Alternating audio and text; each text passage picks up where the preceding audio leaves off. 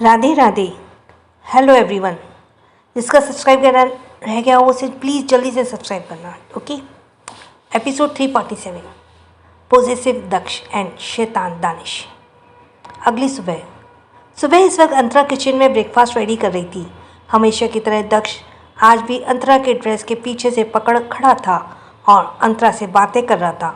हाल ही अंतरा ही उसके ज़्यादा बातें कर रही थी, जिन्हें दक्ष भी सुनते हुए सर हिला रहा था। अंतरा इस वक्त चीज़ सैंडविच के साथ मिक्स वेजिटेबल सूप रेडी कर रही थी। वो वेजिटेबल को कट करते हुए सोचकर दक्ष से बोली, वैसे दक्ष एक बात बताऊं, क्या आपको याद है जब हम दोनों एम्यूज़मेंट पार्क गए थे और तब अचानक से आपके डैड वहाँ आ गए थे? तो मुझे एक बात समझ नहीं आई, क्या आपके डैड को आप ही ये पता चल गया था कि, या फिर आपने ही कुछ? ये कहते कहते अंतरा रुक गई और दक्ष को अपनी शक की नज़रों से घूरने लगी। वहीं दक्ष ने जब अंतरा की ये बात सुनी तो जल्दी से बोला, नो मॉम, मुझे नहीं पता कि डैड वहाँ कैसे पहुँचे।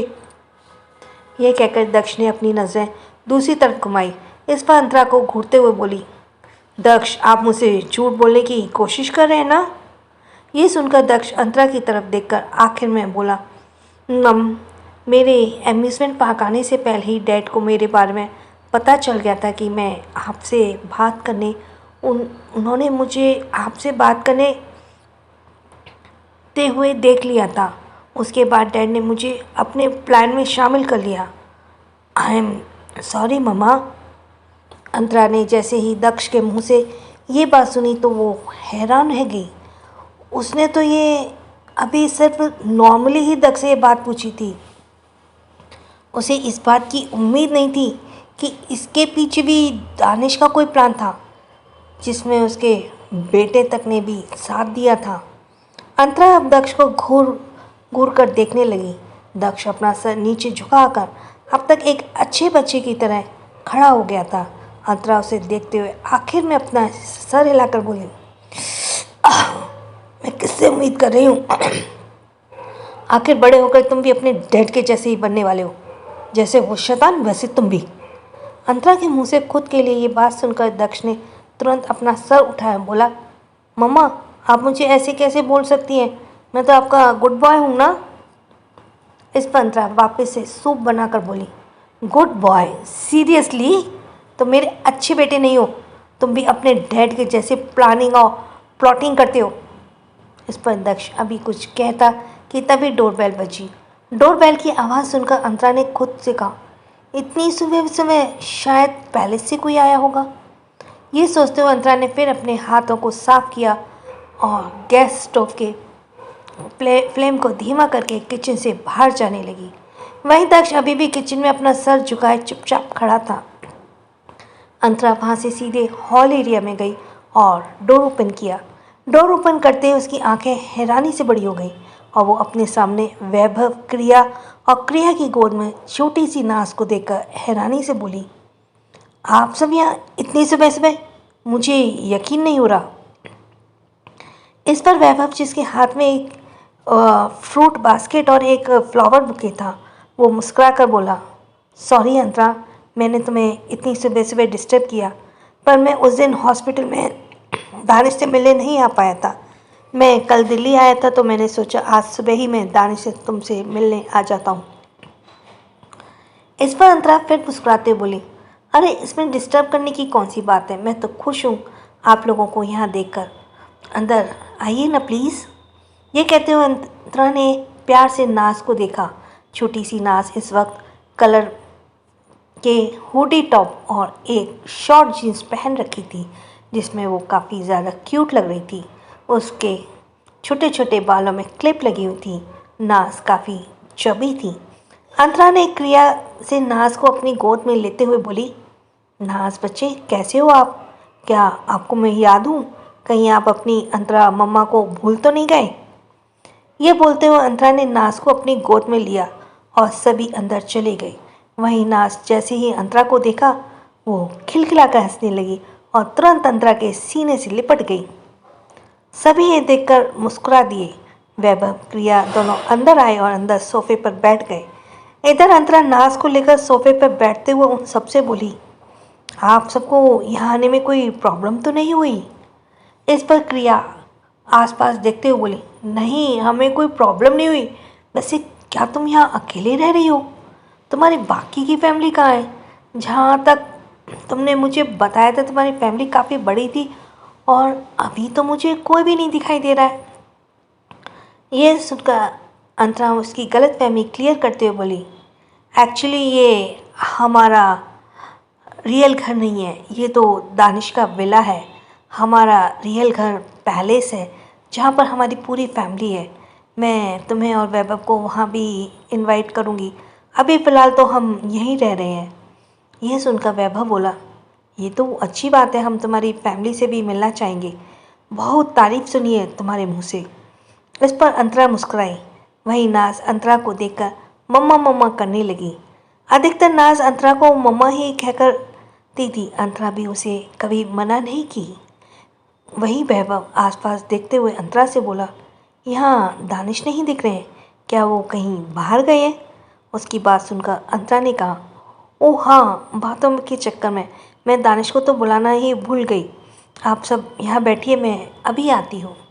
ये कहकर अंतरा नाज को अपने साथ लेकर सबसे पहले किचन एरिया की तरफ जाने लगी, क्योंकि उसे पहले अपने पानी सर्व करना था। वहाँ दानिश ने कोई भी मेड नहीं रखा था, इस वजह से ये अंतरा को ही करना पड़ रहा था। अंतरा जब किचन एरिया की तरफ आई तो उसने नाज को डाइनिंग चेयर पर ठीक से एडजस्ट करके बिठा दिया और बोली, मम्मा अभी आपके पास आती है, तब तक आप यहीं रहना, ओके? नाज अंतरा को दूर जाते देखकर पाउट बना ली, जिसे देखकर अंतरा के चेहरे पर स्माइल आ गई और वापस से नाज से बोली, नाज मैंने खाना, मैं अभी आती हूँ, पहले मैं आपके मामू और मामी को पानी दे दूँ। ये कहकर अंतरा वहाँ से किचन में चली गई। वहीं दक्ष, जो काफ़ी देर से किचन में खड़ा था और अंतरा अभी तक वापस नहीं आई थी, वो अब दक्ष किचन से बाहर जाने लगा। तभी उसे सामने से अंतरा आते दिखी। अंतरा को देखकर वो बोला, मम्मा आप कहाँ गई थी? मैं कब से आपका वेट कर रहा था। इस पर अंतरा जल्दी से बोली, दक्ष घर में गेस्ट आए हैं और आप मेरी एक हेल्प कर दो बेबी। इस पर दक्ष बोला, ओके मम्मा, बोलिए क्या करना है। इस पर अंतरा मग में पानी निकालते हुए बोली, बाहर डाइनिंग चेयर पर नाज बैठी है, वो काफ़ी छोटी है, आप जाकर उसे संभालो, तब तक मैं गेस्ट को पानी दे देती हूँ। यह सुनकर दक्ष के चेहरे के भाव बदल गए और वो अंतरा को घूरते हुए बोला, क्या वो लड़की है मम्मा? इस पर अंतरा कैजुअली बोली, हाँ दक्ष, नाज नाम लड़की का ही होता है। इस पर दक्ष वापस से बोला, वो कितनी बड़ी है? इस पर अंतरा अब उसे घूरते हुए बोली, दक्ष ये क्या सवाल है?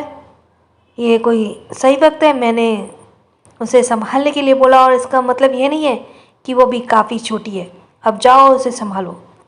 अंतरा ने लगभग ऑर्डर दिया, जिसे सुनकर दक्ष ने अपनी मुट्ठियाँ बनाई और बिना कुछ कहे वहाँ से बाहर निकल गया।